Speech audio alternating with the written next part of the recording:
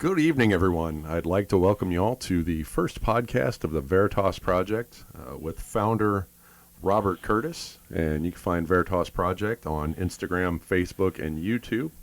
And I am investigator Todd Boyer.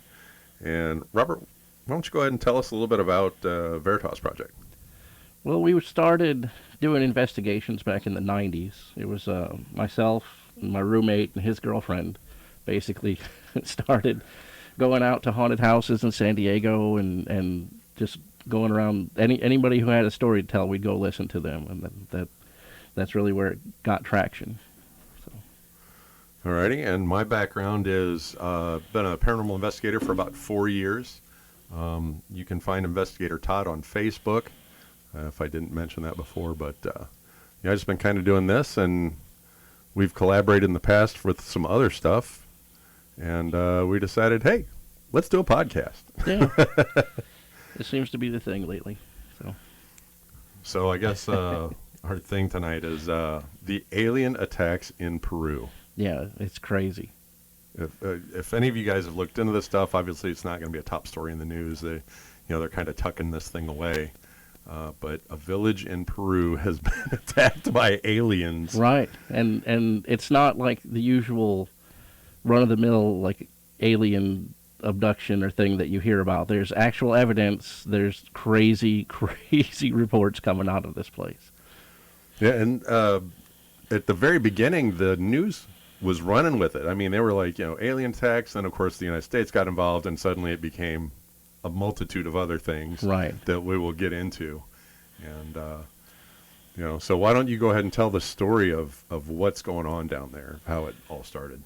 Well, in the beginning, it started in late July, and we were on vacation in Boston, of all places, and I started getting these messages to the Veritas Project, and they're like, hey, have you heard about these aliens in Peru? And I was like, oh, like Puma Punku, from the million years ago? No, it's brand new. So I started looking into it, and I told my wife, I'm like, this is crazy what's going on down there. This isn't like oddball talking about tin hat stuff. Like, these are people shooting videos in their little village, and they show aliens, like real, legit aliens.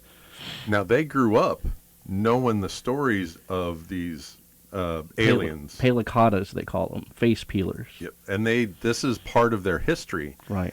And now suddenly they're taking people out of this village. They pulled a girl from this village. They came and got her and took her away. Right. And she had severe lacerations on her neck from where the alien...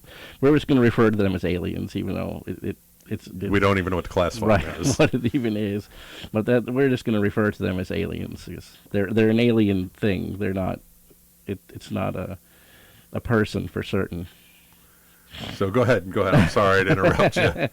But yeah, and it's every person here is in this village is just a small time person. They're not media seeking individuals. They live in the jungle of Peru. There's no reason for them to be lying about this. The reason why it first came out is because they're looking for help. Because people are being abducted in this village and coming up missing. And they found a man on the bank of the river with his face torn off completely. Just you can look it up on the internet. I'd warn you not to be around children when you look at it, though, because there's legit a guy who's missing his entire face and the bone is white, like it's been steamed off. Wow. And then, like we said before, this is something that's been in their culture for generations and generations of these things coming around, and now suddenly they're just like, they decided, it's all out war. Right. And they actually got into a battle, and the residents of the village have shot at these things and hit them. Yeah. Let's talk about the fun part. Let's talk about the jetpacks. That is, whenever Americans get involved in anything, they ruin it right away. So what happened was, these people were releasing cell phone footage that they were recording their interactions with these monsters in the jungle, and they had clear videos of these things doing insane things. Like in the one video, it's standing on a tin roof and they're shining their flashlights at it, and it's kind of ducking around, and then it goes like transparent like the Predator and like floats away. And then in another video, the guy, it's hard to explain in the video, but if you watch it, there's a guy who has a soccer shirt on and some flip-flops, and he is the mayor of this town. And he and this woman ran face-to-face with one in between two buildings, and he blasted it point blank with a shotgun, and it just turned around and disappeared. So... And these things are just... and they're flying away. It's not Right. like they're just running away or walking away. They're actually flying away. And then when I say that, also they're moving around at like 3 feet off the ground. Right. He said they have discs on their feet, and you can see like a red light emanate from it, and they can either hover or they float away like somebody on a hoverboard, or they can just fly up into the trees instantly. They have complete control over it. So we go back to what you said is when the Americans get involved, it gets Right. crazy. So when this originally started, of course, the news and media down in that area picked it up and said, hey, this is aliens, this is what's going on. And then, this town was begging everyone for help. And, well, what happened? The military and the Americans got involved, and suddenly these discs that these guys were riding turned into jetpacks. Right. And what is their explanation besides the jetpack? Who are these people? Well, the story from what I've heard from the people who were there, right, not the media, the one guy from the American military, well, let's say the industrial complex that they are, handed this kid a phone with a picture of a jetpack in it. The guy's riding like a drone with a jetpack on, and he says, "Is this what it looked like?" And the kid said, "Possibly, but it was dark." And they're like, well, that doesn't matter. You just hold the picture up and say, "This is what it was." And then he's like, hi, I'm holding this person's phone. Thank you very much. And then that's the picture that the Western media ran with. It's a kid holding someone else's phone with someone else's picture on it, and they say, see, it's debunked. Also, they're saying that these are not aliens, that they are gold miners Gold from the miners. cartels. But there's been no arrests. And we've looked, Bob and I have both looked into the prices of these jetpacks, and they're upwards. They start at about $300,000, and the other prices I've seen go up into close to $500,000. Right. And the longest flight time we found, most of them, 99% of them, is under a minute. Right. And the only one that has a flight time of 9 minutes is the one that you actually strap on your back that looks like a wing, and it has a jet engine on it that lets you fly. You may have seen those above Dubai, those videos.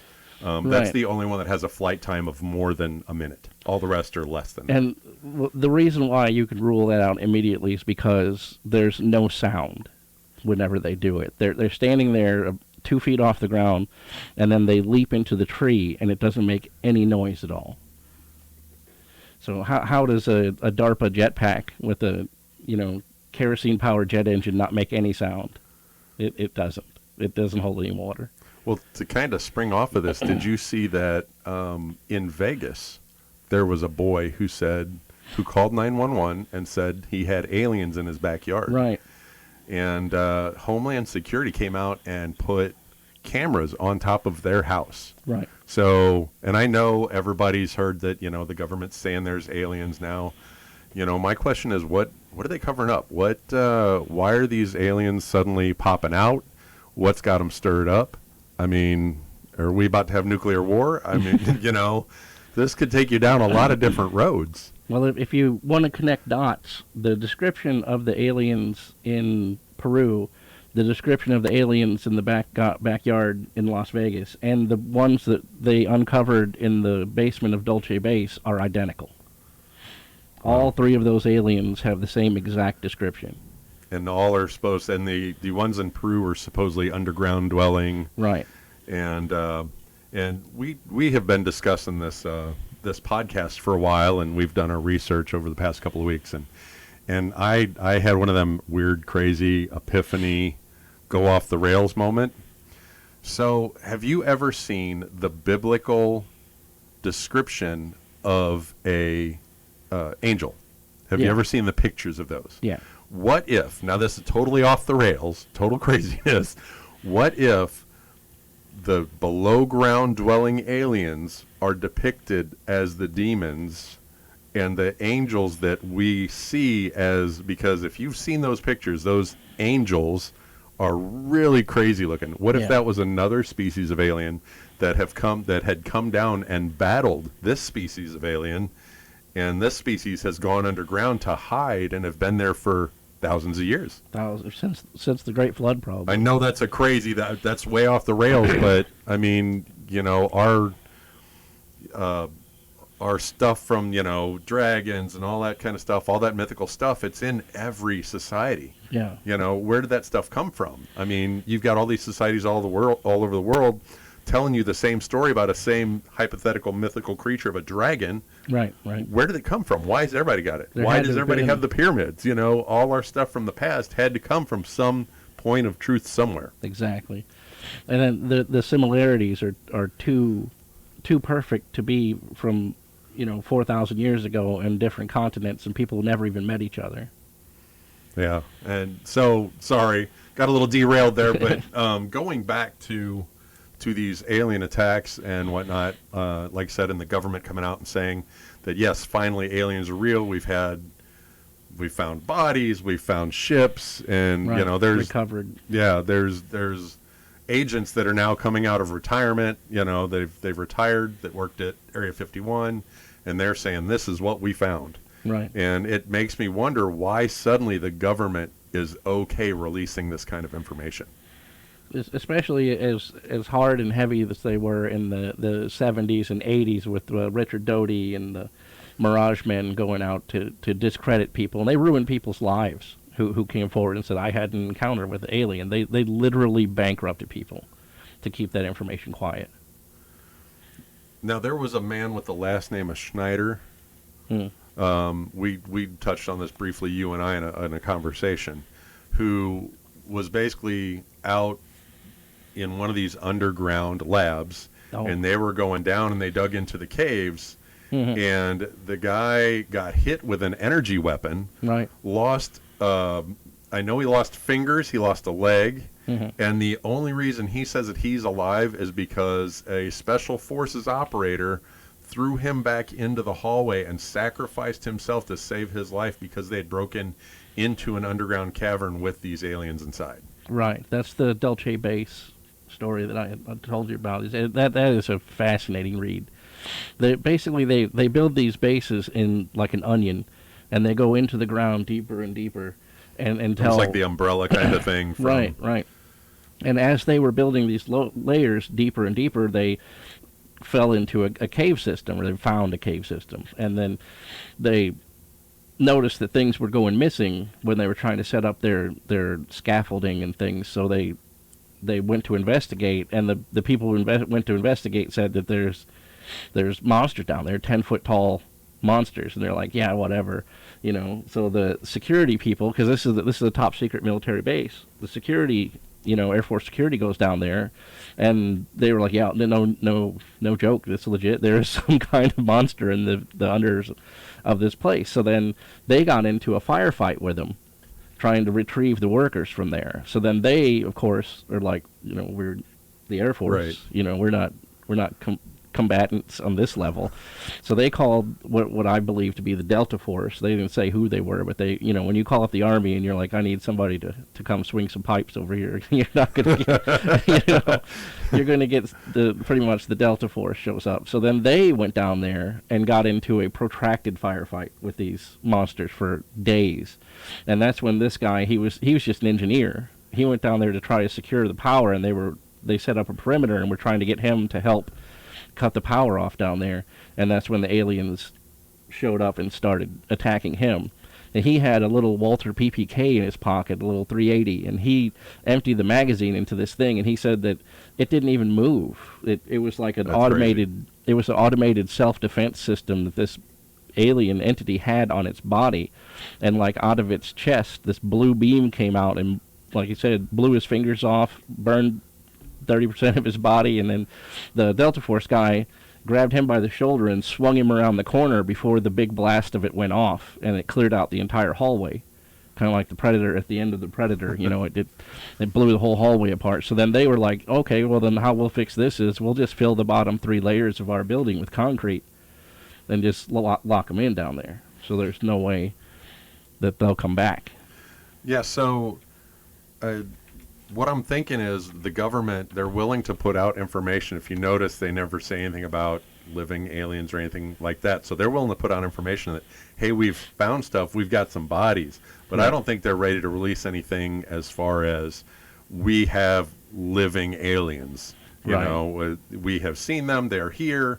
I don't think they want to put that stuff out. And it's funny because we talked about the kid in Vegas who saw him in his backyard, and they denied that they put any cameras up on this kid's house. Right. But then if you look, you'll find videos and pictures of the cameras that were placed on top of this kid's house. Exactly. And so they want to deny everything, but but hey, our government would never lie to us, right? They didn't admit that anything had gone on in Vegas until they found out there was body cam footage that was in public domain. That's when the government's like, all right, you got us. We'll admit this time, right? And we actually were located in an area where there was a huge sighting several years ago that was followed by law enforcement and firefighters, and it went on for multiple hours, followed by multiple precincts from multiple counties, right in the area that we're in.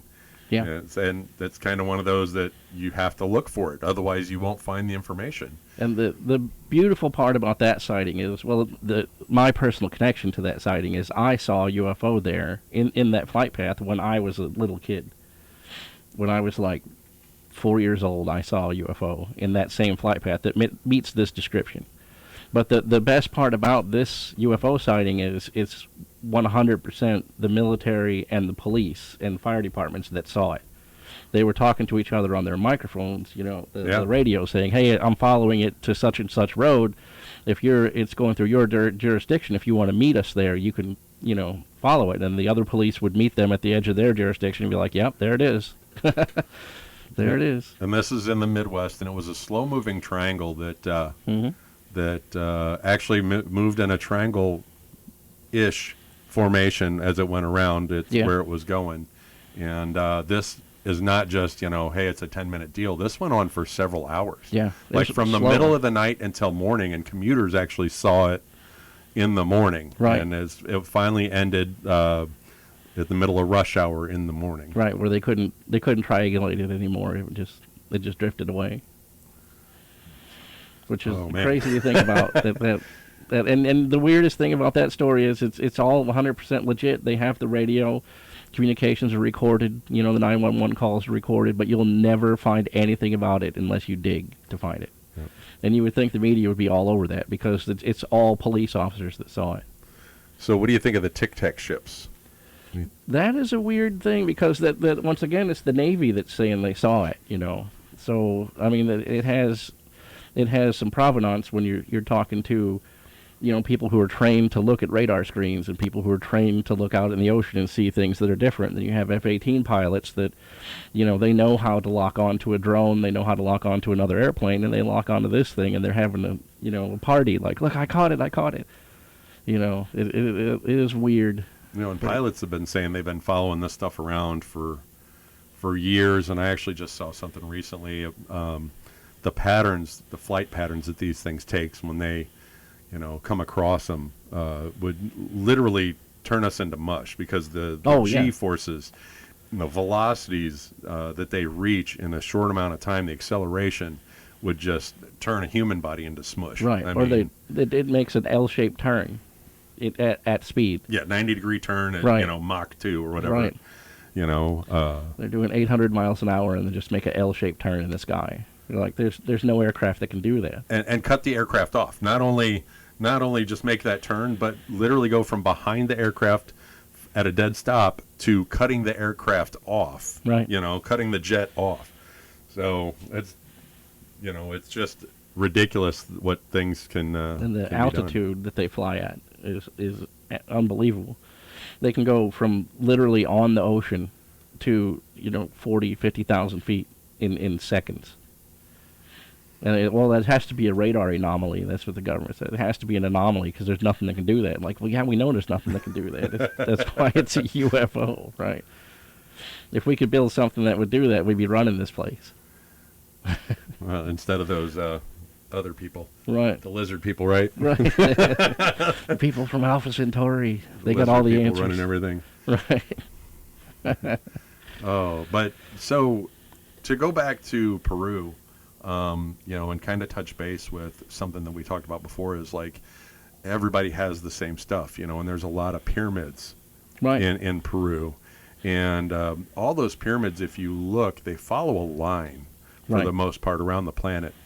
And, everyone says, oh, it's just a coincidence. Well, why Right. is everybody building pyramids? And how are they building these pyramids with rocks that, The weigh size of more than school a bus. house, Right. and were Granite. moved easily and fit together so tightly that you can't get a sheet of paper in between them. Exactly. I mean, I don't know about you, but I've looked at some houses these days, and they got cracks and everything else, and Right. but yet these rocks were moved and cut. Something you may want to look into. I don't know if you've looked at these, Bob. Is Oh yeah.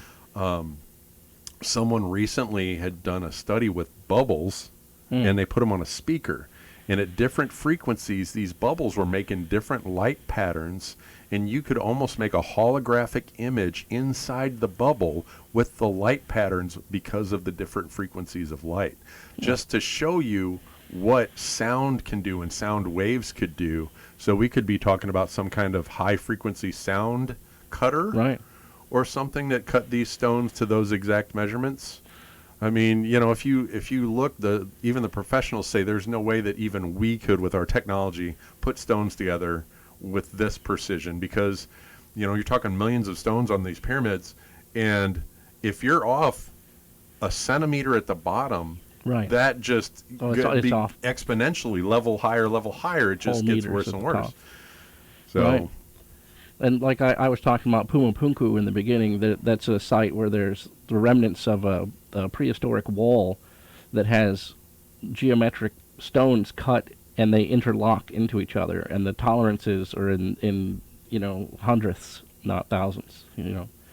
It's amazing. They say that there's doors that, of course, the door's gone now, but that were installed in Pumapunku's walls that were tons and tons, and you could move it with a finger because of how perfectly balanced it was.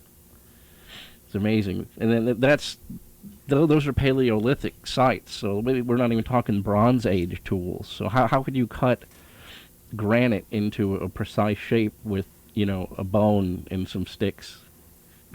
We can't do that today. heck, most people I know don't even have enough balance to stay on their feet. Right. And then it's mind-boggling. And if you think about it, it would be very self-centered of us to think that we're alone out there. If you look at the magnitude of what is beyond us, just in the Milky Way galaxy. Oh yeah. And then the galaxies upon galaxies upon galaxies that are out there, to think that even if we're one in a billion, guess what? That means there's still millions of habitable planets out there. Right. Because of how many, galaxies are out in the universe. You can only roll the dice so many times before you come up with snake eyes again. What's the, what is that? If you let a chicken peck on a piano, the probability it'll play Beethoven at some point. Exactly. It has to happen. Statistically, it has to happen. Oh, what else do we want to talk about?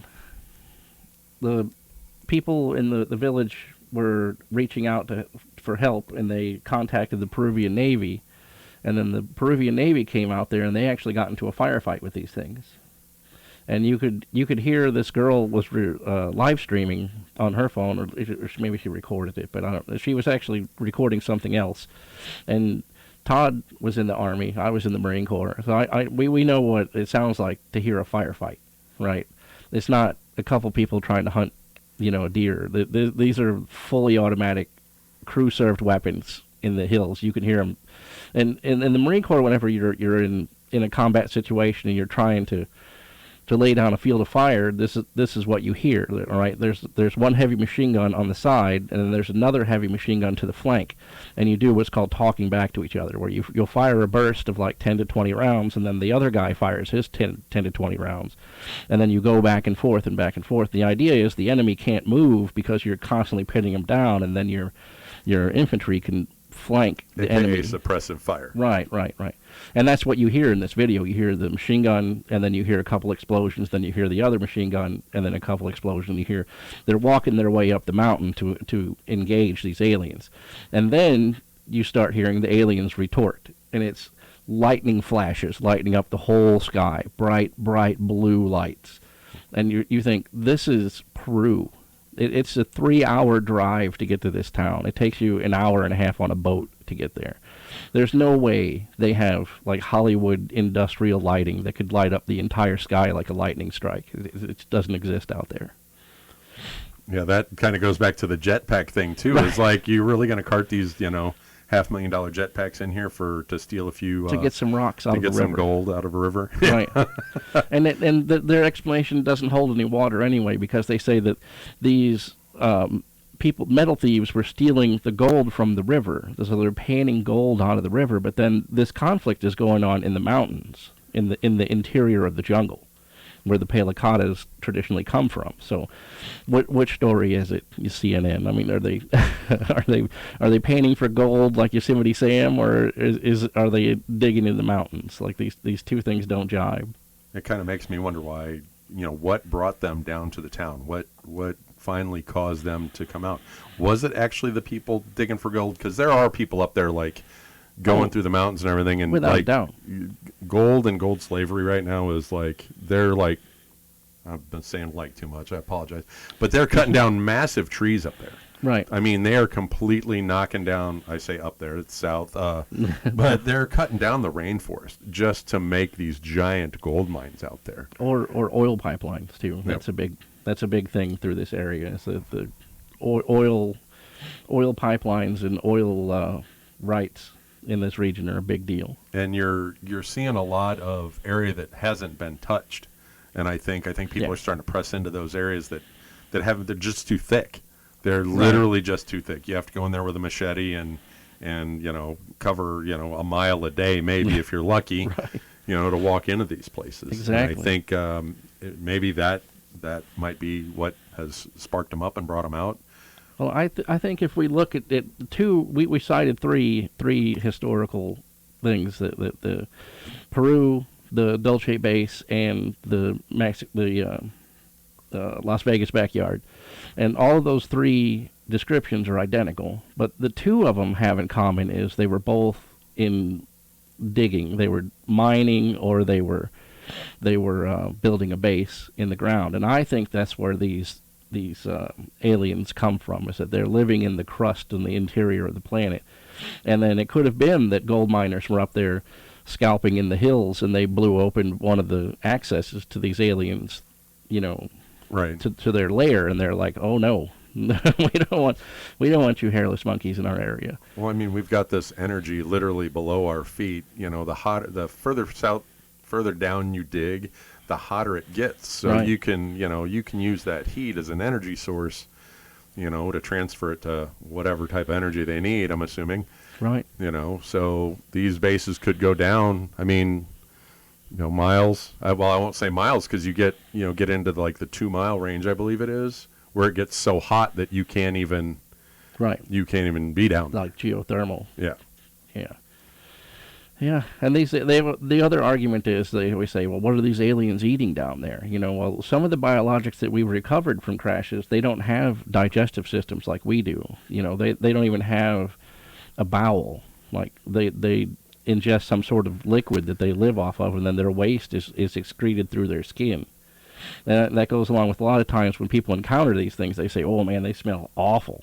You can smell them before you see them. It has like an ammonia kind of weird smell to it.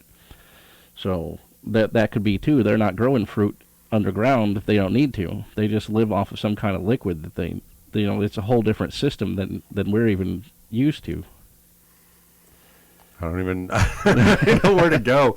I mean, especially because, with bringing things back around as the government is finally saying, yes, these things do exist. Right. So, it's hard to sit down and just wrap your head around everything. And I hope that Bob and I have piqued your interest today, and you go out there and you look on your own and you do your own research. Do some research, and you dig in and you look for these videos and try to find out, what you can on your own. Don't forget to follow Veritas Project on Instagram, Facebook, and YouTube, and check out Investigator Todd on Facebook. And we're going to go ahead and wrap things up here for this week. And we'd like to thank you all for listening. And we'll see you next time. Bob, got anything closing thoughts? In closing, if you're going to do any research on the internet, always check your sources. If you're going to read a book, make sure it's a first edition. Don't trust anybody's interpretation, and think for yourself. All right, everybody. We'll catch you next time on the Veritas Project podcast. Good night.